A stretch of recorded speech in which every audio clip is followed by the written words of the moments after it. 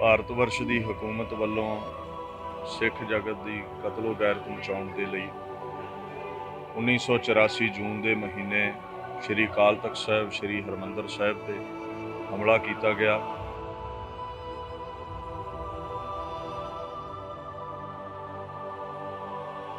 ਬਜ਼ੁਰਗ, ਜਵਾਨ, ਬੱਚੇ ਇੱਥੇ ਸ਼ਹੀਦ ਕੀਤੇ ਗਏ। ਦੁੱਧ ਚੁੰਗਦੇ ਬੱਚੇ ਜੋ ਪਿਛੜ ਸਨ ਮਾਵਾਂ ਦੇ ਫੜਕ ਫੜਕ ਕੇ ਉਹ ਇੱਥੇ ਪ੍ਰਕਰਮਾਂ ਦੇ ਵਿੱਚ ਸ਼ਹੀਦ ਕਰ ਦਿੱਤੇ ਗਏ। ਢਾਉਣ ਵਾਲੇ ਢਹਿ ਗਏ ਅੱਜ ਵੀ ਬਰਕਰਾਰ ਹੈ। ਸਦਾ ਜ਼ਬਰ ਤੇ ਜ਼ੁਲਮ ਦੇ ਖਿਲਾਫ ਗੂੰਜਦੀ ਰਹੂ ਇਹ ਸ੍ਰੀ ਅਕਾਲ ਤਖਤ ਸਾਹਿਬ ਦੀ ਲਲਕਾਰ ਹੈ। ਸੋ ਸੱਚਖੰਡ ਸ੍ਰੀ ਹਰਿਮੰਦਰ ਸਾਹਿਬ ਵਿਖੇ ਜੂਨ 1984 ਦੇ ਜਦੋਂ ਭਾਰਤੀ ਹਕੂਮਤ ਵੱਲੋਂ ਹਮਲਾ ਕੀਤਾ ਗਿਆ ਟੈਂਕਾਂ ਤੋਪਾਂ ਦੇ ਨਾਲ ਸਿੱਖ ਧਰਮ ਦੇ ਕੇਂਦਰੀ ਸਥਾਨ ਨੂੰ ਜਿਹੜਾ ਵਾ ਨੁਕਸਾਨ ਪਹੁੰਚਾਇਆ ਗਿਆ। ਸ੍ਰੀ ਅਕਾਲ ਤਖਤ ਸਾਹਿਬ ਨੂੰ ਢਹਿ ਢੇਰੀ ਕਰਨ ਦਾ ਯਤਨ ਕੀਤਾ ਗਿਆ। ਪਰ ਇਤਿਹਾਸ ਸਾਡੇ ਸਭ ਦੇ ਸਾਹਮਣੇ ਹੈ। ਸ਼ਹੀਦੀਆਂ ਪ੍ਰਾਪਤ ਕਰਨ ਵਾਲੇ ਸੂਰਮਿਆਂ ਦੇ ਅੱਜ ਵੀ ਨਾਂ ਗੂੰਜਦੇ ਨੇ, ਦਿਨ ਮਨਾਏ ਜਾ ਰਹੇ ਨੇ ਅਤੇ ਜ਼ਾਲਮ ਦਾ ਨਾਮੋ ਨਿਸ਼ਾਨ ਤੱਕ ਨਹੀਂ ਰਹਿੰਦਾ। ਸੋ ਇਸੇ ਤਰ੍ਹਾਂ ਹੀ ਜੂਨ 1984 ਦੇ ਸ਼ਹੀਦਾਂ ਨੂੰ ਯਾਦ ਕਰਦੇ ਹਾਂ ਜੋ ਅੱਜ ਸ੍ਰੀ ਅਕਾਲ ਤਖਤ ਸਾਹਿਬ ਵਿਖੇ ਸ੍ਰੀ ਅਖੰਡ ਪਾਠ ਸਾਹਿਬ ਜੀ ਦੇ ਭੋਗ ਉਪਰੰਤ ਵਿਸ਼ੇਸ਼ ਸਮਾਗਮ ਹੋਏ। ਵੱਡੀ ਗਿਣਤੀ ਵਿੱਚ ਸਿੱਖ ਸੰਗਤ ਨੇ ਹਾਜ਼ਰੀ ਭਰੀ। ਆਓ ਜਾਣਦੇ ਹਾਂ ਸਿੱਖਾਂ ਦੇ ਮਨ ਦੇ ਵਲਵਲੇ। ਦੇਖੋ, ਦਰਬਾਰ ਸਾਹਿਬ ਦੇ ਉੱਪਰ ਤੇ ਅਕਾਲ ਤਖਤ ਸਾਹਿਬ ਦੇ ਉੱਪਰ ਜਿਹੜਾ ਇੰਡੀਆ ਦੀ ਹਕੂਮਤ ਦੇ ਵੱਲੋਂ ਹਮਲਾ ਕੀਤਾ ਗਿਆ, ਜਿਹਨੂੰ ਆਪਾਂ ਤੀਜੇ ਘੱਲੂਘਾਰੇ ਦੇ ਨਾਂ ਨਾਲ ਚੇਤੇ ਕਰਦੇ ਹਾਂ, ਉਸ ਘਟਨਾ ਨੂੰ ਵਾਪਰਿਆ ਹੁਣ ਤਕਰੀਬਨ 2 ਪੀੜ੍ਹੀਆਂ ਦੀ ਵਿੱਥ ਜਿਹੜੀ ਆ ਉਹ ਆਈ ਹੈ। ਤੇ ਆਪਾਂ ਦੇਖੀਏ ਕਿ ਬਹੁਤ ਸਾਰੇ ਜਿਹੜੇ ਸਾਡੀ ਅਗਲੀ ਪੀੜ੍ਹੀ ਹੈ, ਨੌਜਵਾਨ ਹੈ, ਉਹ ਹੁਣ ਪਹਿਲੋਂ ਨਾਲੋਂ ਵੀ ਜ਼ਿਆਦਾ ਇਸ ਦੇ ਨਾਲ ਜੁੜ ਰਹੇ। ਤੇ ਸਿਰਫ ਇੰਨਾ ਹੀ ਨਹੀਂ, ਵੈਸੇ ਵੀ ਸੰਗਤੀ ਪੱਧਰ ਦੇ ਉੱਪਰ ਵੀ ਥਾਂ ਪਰ ਥਾਂ ਜਿਹੜੇ ਆ ਉਹ ਸਮਾਗਮ ਹੁੰਦੇ ਆ। ਇਸ ਸੰਬੰਧ 'ਚ ਇਹ ਗੱਲ ਜ਼ਰੂਰ ਦੇਖਣੀ ਚਾਹੀਦੀ ਕਿ ਇੱਕ ਤਾਂ ਆਮ ਰਵਾਇਤੀ ਤੌਰ ਦੇ ਉੱਪਰ ਸਰਕਾਰ ਨੇ ਬਿਰਤਾਨ ਦਿੱਤਾ ਸੀਗਾ ਕਿ ਇਹ ਹਮਲਾ ਕਿਉਂ ਹੋਇਆ, ਉਹ ਤਾਂ ਸਿੱਖਾਂ ਨੇ ਕੋਈ ਵੀ ਉਹ ਮੰਨਿਆ ਨਹੀਂ ਹੈ। ਜੋ ਗੱਲਾਂ ਉਹਨਾਂ ਨੇ ਕਹੀਆਂ ਸੀਗੀਆਂ, ਸਿੱਖਾਂ ਦੇ ਵਿੱਚ ਵੀ ਜਿਹੜਾ ਭਾਰੂ ਬਿਰਤਾਨ ਚੱਲਦਾ ਰਿਹਾ ਉਹ ਇਹ ਰਿਹਾ ਕਿ ਐਮਰਜੈਂਸੀ ਦੇ ਦੌਰਾਨ 2 ਪਾਰਟੀਆਂ ਦਾ ਆਪਸ ਦੇ ਵਿੱਚ ਟਕਰਾਅ ਹੋਇਆ ਤੇ ਇਸ ਕਰਕੇ ਉਹਦੇ ਹਕੂਮਤ ਦੇ ਮਨ ਦੇ ਵਿੱਚ, ਕਿਉਂਕਿ ਜਿਹੜੀ ਕਾਂਗਰਸ ਗਵਰਨਮੈਂਟ ਸੀਗੀ ਉਹਨੇ ਇਸ ਨੂੰ ਚੈਲੰਜ ਦੇ ਤੌਰ ਦੇ ਉੱਪਰ ਲਿਆ, ਜਿਹਦੇ ਵਿੱਚੋਂ ਇਹ ਹਮਲੇ ਦੇ ਰੂਪ ਦੇ ਵਿੱਚ ਨਿਕਲ ਕੇ ਆਇਆ। ਜਦ ਕਿ ਵਕਤੀ ਜੇ ਆਪਾਂ ਘਟਨਾਵਾਂ ਦੇ ਤੌਰ ਤੇ ਦੇਖੀਏ ਤਾਂ ਗੱਲ ਠੀਕ ਲੱਗਦੀ ਹੈ, ਪਰ ਬੁਨਿਆਦੀ ਕਾਰਨ ਇਹਦੇ ਪਿੱਛੇ ਜਿਹੜਾ ਹਮਲੇ ਦੇ ਸੀਗਾ ਉਹ ਇਹ ਸੀਗਾ ਕਿ ਜਿਹੜਾ ਬਿੱਪਰ ਦਾ ਤੇ ਗੁਰਮਤ ਦਾ, ਜਾਂ ਆਪਾਂ ਕਹਿ ਸਕਦੇ ਕਿ ਬਿੱਪਰਵਾਦ ਦਾ ਜਿਹੜਾ ਗੁਰੂ ਘਰ ਦੇ ਨਾਲ ਜਾਂ ਗੁਰਮਤ ਦੇ ਨਾਲ ਬੁਨਿਆਦੀ ਸਿਧਾਂਤਕ ਵਿਰੋਧ ਚੱਲਿਆ ਹੁੰਦਾ ਕਿ ਉਹ ਇੱਕ ਅਜਿਹਾ ਵਿਚਾਰ ਆ ਜਿੰਨੀ ਮਨੁੱਖ ਨੂੰ ਵੰਡ ਕੇ ਰੱਖਣਾ ਹੈ, ਗੁਲਾਮੀ ਦੀ ਹਾਲਤ ਦੇ ਵਿੱਚ ਰੱਖਣਾ ਹੈ, ਸ਼ੋਸ਼ਣ ਕਰਨਾ ਉਹਦਾ। ਦੂਸਰੇ ਪਾਸੇ ਗੁਰਮਤ ਦੇ ਵਿੱਚ ਜਿਹੜਾ ਸਿਧਾਂਤ ਆ ਉਹ ਬਰਾਬਰਤਾ ਦਾ ਆ, ਸਾਰਿਆਂ ਦੀ ਸਾਂਝੀਵਾਲਤਾ ਦਾ ਆ ਤੇ ਸਰਬੱਤ ਦੇ ਭਲੇ ਦਾ ਆ।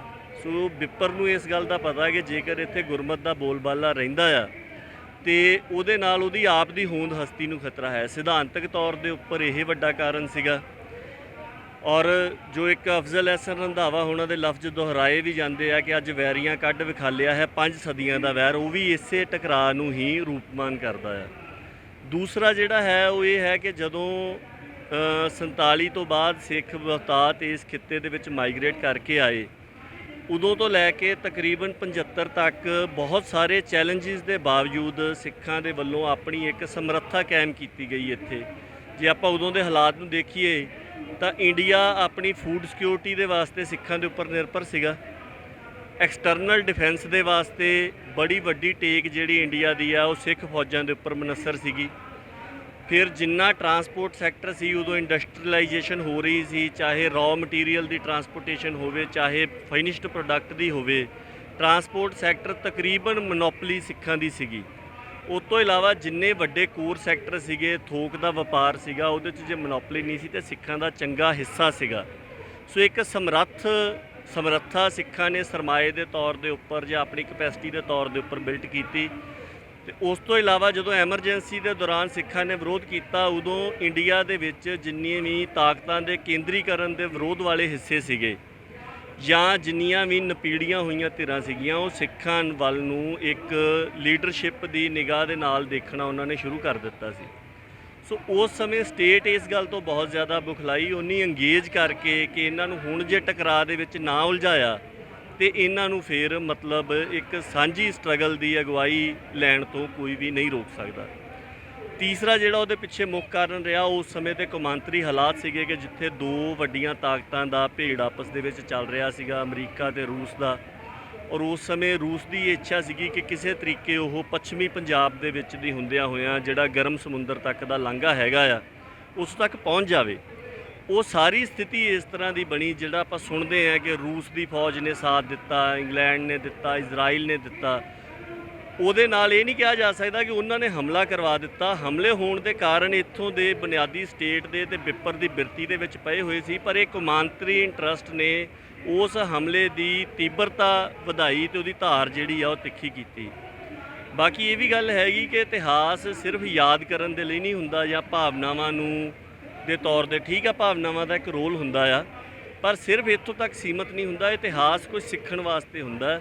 ਆਪਾਂ ਇਹ ਗੱਲ ਦੇਖੀਏ ਕਿ ਹੁਣ ਬਿਲਕੁਲ ਸਥਿਤੀ ਉਹੀ ਦੁਬਾਰਾ ਬਣ ਰਹੀ ਹੈ। ਕਿਸਾਨੀ ਅੰਦੋਲਨ ਤੋਂ ਬਾਅਦ ਇੱਕ ਵਾਰ ਮੁੜ ਸਿੱਖਾਂ ਨੇ ਆਪਣੀ ਸਮਰੱਥਾ ਜਿਹੜੀ ਹੈ ਸਾਂਝੀ ਸਟਰਗਲ ਨੂੰ ਲੀਡ ਕਰਨ ਦੀ, ਮਜ਼ਲੂਮਾਂ ਦੀ ਧਿਰ ਬਣਨ ਦੀ, ਜਰਵਾਣਿਆਂ ਦੇ ਜ਼ੁਲਮ ਦਾ ਰੱਥ ਡੱਕਣ ਦੀ, ਉਹ ਪ੍ਰੂਵ ਕਰ ਦਿੱਤੀ ਹੈ। ਔਰ ਉਸ ਤੋਂ ਬਾਅਦ ਦੇ ਵਿੱਚ ਕੌਮਾਂਤਰੀ ਹਾਲਾਤ ਦੁਬਾਰਾ ਫੇਰ ਅਸਥਿਰਤਾ ਵੱਲ ਨੂੰ ਆਏ ਹੋਏ ਆ। ਜਿਹੜਾ ਬਿੱਪਰ ਦਾ ਟਕਰਾਅ ਸੀਗਾ ਗੁਰਮਤ ਦੇ ਨਾਲ, ਉਹ ਅਜੇ ਵੀ ਬਰਕਰਾਰ ਹੈਗਾ। ਸੋ ਆਉਣ ਵਾਲਾ ਸਮਾਂ ਜਿਹੜਾ ਆ ਉਹ ਪੰਜਾਬ ਦੇ ਵਾਸਤੇ, ਸਿੱਖਾਂ ਦੇ ਵਾਸਤੇ ਸੌਖਾ ਨਹੀਂ ਹੈਗਾ।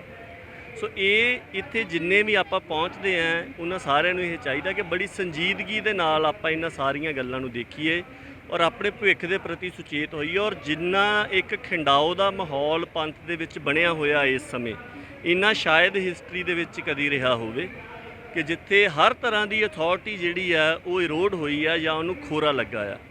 ਔਰ ਇੱਕ ਗੱਲ ਇਹ ਵੀ ਹੈਗੀ ਕਿ ਹੁਣ ਜਿਸ ਹਾਲਾਤ ਦੇ ਵਿੱਚ ਆਪਾਂ ਪਹੁੰਚੇ ਆ, ਇੱਥੇ ਅਮਲਾਂ ਨੇ ਨਿਬੇੜੇ ਕਰਨੇ ਆ। ਬੇਸ਼ੱਕ ਬਹੁਤ ਸਾਰੇ ਇਸ ਤਰ੍ਹਾਂ ਦੇ ਯਤਨ ਵੀ ਚੱਲ ਰਹੇ ਆ ਕਿ ਗੱਲੀਂ ਬਾਤੀਂ ਹੀ ਸਾਰਾ ਕੁਝ ਦਰਸਾ ਦਿੱਤਾ ਜਾਵੇ, ਠੀਕ ਹੈ, ਪਰ ਇਸ ਤਰ੍ਹਾਂ ਕਿਸੇ ਦੀ ਵੀ ਜਿਹੜੀ ਸਾਖ ਬਹਾਲੀ ਆ ਉਹ ਹੋਣੀ ਨਹੀਂ ਹੈ। ਭਵਿੱਖ ਬਹੁਤ ਚੈਲੰਜ ਵਾਲਾ ਆ। ਇਸ ਸਮੇਂ ਦੇ ਦੌਰਾਨ ਬਿਲਕੁਲ ਜਿੰਨੇ ਵੀ ਮਸਲੇ ਹੈਗੇ, ਇਹ ਗੱਲ ਠੀਕ ਹੈ, ਏਕਤਾ ਹੋਣੀ ਚਾਹੀਦੀ ਹੈ ਜਾਂ ਸਾਂਝੇ ਤੌਰ ਦੇ ਉੱਪਰ ਨਜਿੱਠੇ ਜਾਣੇ ਚਾਹੀਦੇ, ਪਰ ਏਕਤਾ ਜਾਂ ਇਹਨਾਂ ਸਾਰੀਆਂ ਗੱਲਾਂ ਦੀ ਮੁੱਢਲੀ ਸ਼ਰਤ ਜਿਹੜੀ ਹੈ ਉਹ ਤਿਆਗ ਹੁੰਦਾ ਕਿ ਜਿੰਨੀ ਦੇਰ ਤੱਕ ਤੁਹਾਡੇ ਮਨ 'ਚ ਅਹੁਦਿਆਂ ਦੇ ਲਾਲਚ ਨੇ ਜਾਂ ਆਪਣੀ ਸੱਤਾ ਦੇ ਲਾਲਚ ਆ, ਉਨੀ ਦੇਰ ਤੱਕ ਇਹ ਗੱਲਾਂ ਬੇਸ਼ੱਕ ਆਪਾਂ ਜਿੰਨੀਆਂ ਮਰਜ਼ੀ ਕਰੀ ਜਾਈਏ, ਪੀਤੇ ਦੇ ਵਿੱਚ ਵੀ ਆਪਾਂ ਦੇਖਿਆ ਕਿ ਹੁੰਦੀਆਂ, ਇਹ ਫਲਦੀਆਂ ਨਹੀਂ ਹੁੰਦੀਆਂ। ਸੋ ਸਮੁੱਚੀ ਸੰਗਤ ਦੇ ਚਰਨਾਂ ਦੇ ਵਿੱਚ ਇਹੀ ਸਨਿਮਰ ਬੇਨਤੀ ਹੈਗੀ ਅਖੀਰ ਦੇ ਵਿੱਚ ਕਿ ਹੁਣ ਆਉਣ ਵਾਲੇ ਭਵਿੱਖ ਦੇ ਜਿਹੜੇ ਚੈਲੰਜ ਆ ਉਹਨਾਂ ਨੂੰ ਮੁਖਾਤਬ ਹੋਣ ਦੀ ਜ਼ਰੂਰਤ ਹੈਗੀ। ਔਰ ਉਹਦੇ ਵਾਸਤੇ ਆਪਾਂ ਨੂੰ ਕੋਈ ਵੱਖਰੀ ਚੀਜ਼ ਕਰਨ ਦੀ ਲੋੜ ਨਹੀਂ ਹੈ।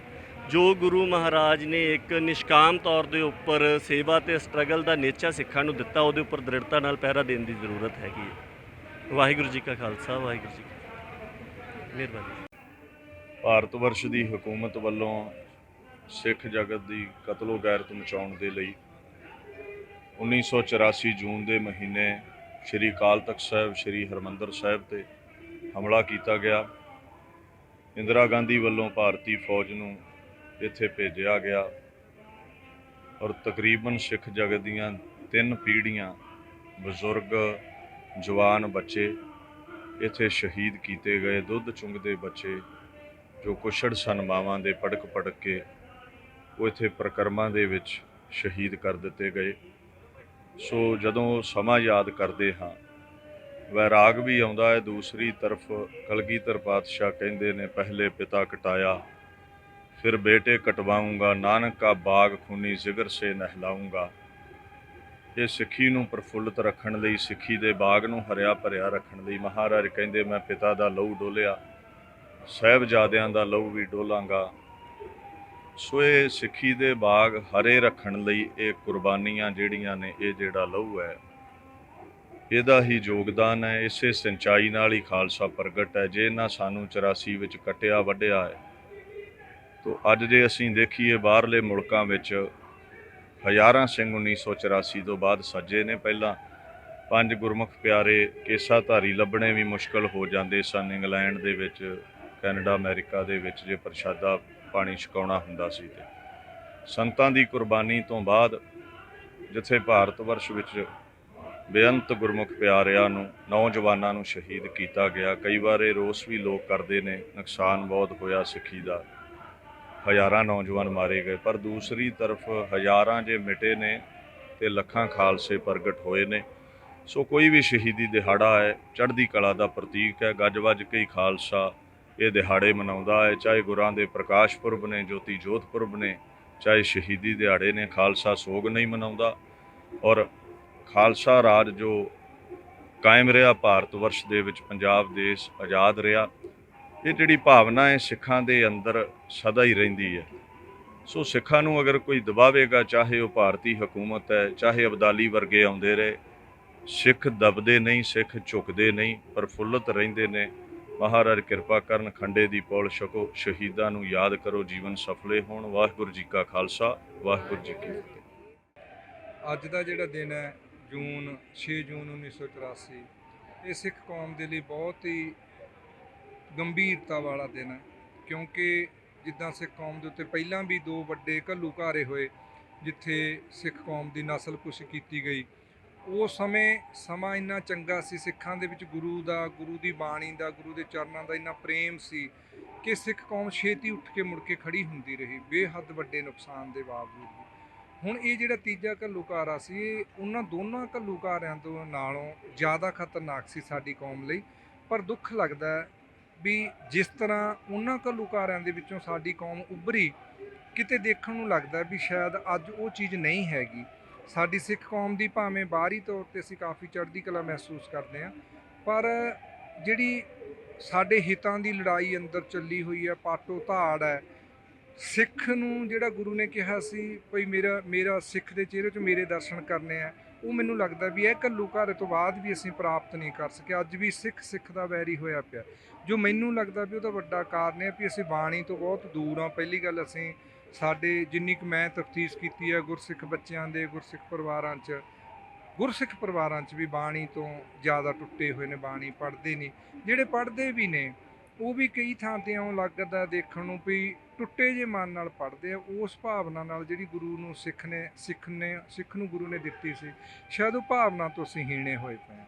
ਸੋ ਮੈਂ ਤਾਂ ਇਹੀ, ਜਦੋਂ ਦੀ ਦਾਸ ਦੀ ਇਹ ਸਮਝ ਮਹਾਰਾਜ ਨੇ ਦਿੱਤੀ ਹੈ, ਲਗਭਗ ਮੈਨੂੰ ਲੱਗਦਾ ਵੀ 6 ਜੂਨ ਦਾ ਦਿਹਾੜਾ ਕਦੇ ਖੁੰਝਣ ਨਹੀਂ ਦਿੱਤਾ, ਭਾਵੇਂ ਸੰਸਾਰ ਦੇ ਕਿਸੇ ਵੀ ਰੁਝੇਵੇਂ 'ਚ ਹੋਈਏ।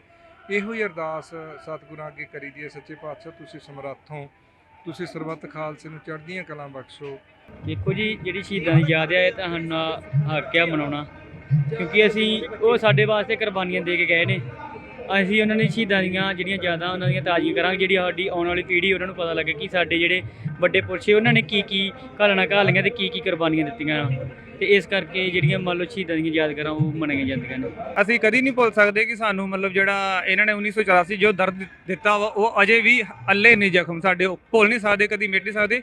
ਇਹਦਾ ਸਿਰਫ ਇੱਕੋ ਹੱਲ ਆ, ਤੇ ਉਹ ਹੱਲ ਹੈ ਕਿ ਕੌਮ 'ਚ ਇੱਕ ਏਕਤਾ ਚਾਹੀਦੀ ਹੈ, ਕੌਮ ਦੀ ਏਕਤਾ ਹੋਣੀ ਚਾਹੀਦੀ ਆ। ਨਾਲ ਜਿਹੜੇ ਆਪਣਾ ਸੋਵਰਨਟੀ ਜਿਹੜੀ ਆਪਣੀ ਮੇਨ ਹੈ, ਆਪਣਾ ਮੁੱਦਾ ਜਿਹੜਾ ਮੇਨ ਹੈ ਕਿ ਜਦੋਂ ਅਨੰਦਪੁਰ ਸਾਹਿਬ ਦਾ ਮਤਾ ਉਹਦੀ 17 ਮਤਾ ਵਾ, ਉਹ ਸਰਕਾਰ ਨੇ ਇੱਕਦਮ ਪਿੱਛੇ ਧੱਕ ਦਿੱਤਾ, ਉਹਨੂੰ ਪਾਸ ਨਹੀਂ ਹੋਣ ਦਿੱਤਾ ਗਿਆ। ਤੇ ਅਨੰਦਪੁਰ ਸਾਹਿਬ ਦਾ ਰੈਜ਼ੋਲੂਸ਼ਨ ਪਾਸ ਹੋ ਜਾਂਦਾ, ਤੇ ਆ ਜਿੰਨੇ ਵੀ ਮਤਲਬ ਜਿਸ ਤਰ੍ਹਾਂ ਪੰਜਾਬੀ 'ਚ ਅਖਾਣ ਹੈ ਕਿ ਕਹਿੰਦੇ ਕਿ ਝੋਟਾ ਮਰ ਜੇ ਜੂੰ ਆਪੇ ਮਰ ਜਾਂਦੀਆਂ ਵਾ। ਆ ਜਿੰਨੇ ਪੰਜਾਬ 'ਚ ਆਪਣੇ ਪਾਣੀਆਂ ਦਾ ਮਸਲਾ ਕਹਿ ਲਓ, ਨਹਿਰਾਂ ਦਾ ਮਸਲਾ ਕਹਿ ਲਓ, ਬੰਦੀ ਸਿੰਘਾਂ ਦੇ ਕਹਿ ਲਓ, ਪੰਜਾਬੀ ਬੋਲਦੇ ਇਲਾਕਿਆਂ ਦਾ ਮਸਲਾ ਕਹਿ ਲਓ, ਉਹ ਸਾਰੇ ਜੇ ਝੋਟਾ ਮਰ ਗਿਆ ਮੀਨਸ ਕਿ ਜੂਆਂ ਮਰ ਜਾਣਗੀਆਂ ਆਪੇ, ਕਿ ਇੱਕੋ ਬਸ ਆਪਣਾ ਖਾਲਸਾ ਰਾਜ ਸਥਾਪਿਤ ਕਰਤਾ ਜਾਵੇ ਤੇ ਆਪੇ ਹੀ ਸਾਰੇ ਮਸਲੇ ਹੱਲ ਹੋ ਜਾਣਗੇ। ਸਾਨੂੰ ਪੋਲੀਟੀਕਲ ਸੋਵਰਨਟੀ ਚਾਹੀਦੀ ਹੈ, ਨਾਲ ਧਾਰਮਿਕ ਪ੍ਰਭੂ ਸੱਤਾ ਮਤਲਬ ਹੋਣੀ ਚਾਹੀਦੀ ਹੈ ਆਪਣੀ ਕਾਇਮ।